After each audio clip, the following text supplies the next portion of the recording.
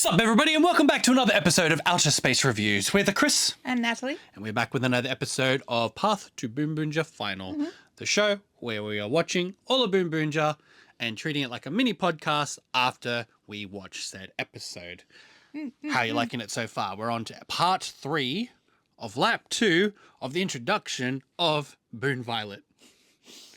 I was worried up until now, but the story is finally turning around and become interesting.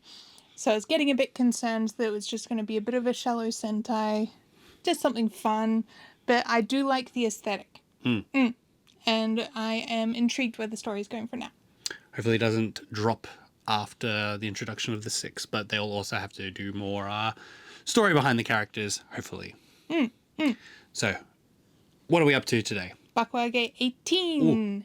And today's episode is I Don't Like the Settler. The Settler. Oh, I wonder what that means. I guess we'll just have to find out when we go watch it. So, what'd you think of the third part?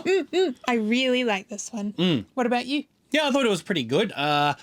It did show, like, his Sakito's motivation for cleaning, and then he's just like, why do I have a reason to come back to Earth? Because I stole a card and I need to return it. It really softened his character and gave him a decent backstory and a reason to stay on Earth and to work with the BoonBoomgers. His backstory, it's literally like, oh, aliens, scary aliens. Oh, look, a robot. Yeah, take me to space. Take me Not to space. Like, as you said when we were watching Star-Lord, Yeah. Star-Lord would be like, man! This guy's just like, I don't have a family. Hey, Take me it's a to robot. space. Space, let's go. Yeah, I got nothing here. But then he left his friend behind and he felt bad, so he Nicked the came card. back. It was a fancy wreck signed card. Yeah, very cute. It ended up in my collection, but his friend was like, it doesn't matter because I wanted to know where you were. Probably he did at first, probably was like, oh, you stole my card. But then he's just like, but where did he go? Where did he go? He's an orphan. And I like this situation because it's somewhat unique for a Sentai series to have a main character have a side friend that isn't in the Sentai, in the team. Yeah, so they've got like a little friend on the side. It's a cute little side story with a family and his kid. It's really sweet. I don't think we'll see him again, though. Ah, that's a shame.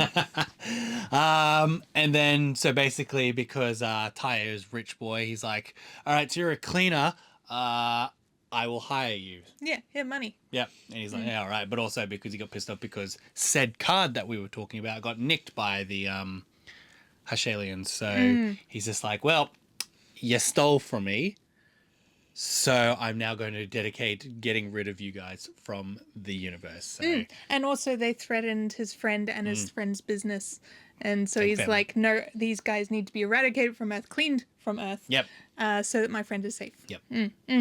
So it was a very sweet episode. It was more heartfelt than the dinosaur episode I felt. Oh, yes. And this one felt more genuine. I like this story. It actually had some story to it instead of just like, oh, dinosaur, no fight, ball. It was sad and then it ended sad, but this one had a happy ending, so I like it. End story, yes. Yes. And we saw BoonBoom Muck Robo in full fight this time instead of just like transform and brah, finish attack, done. No, this one, he actually flew around, helped BoonBoomger Robo Knight fight. And so we got a fight, we got a monster fight also. We just had the Sword Hashilian return. Sword Grumman.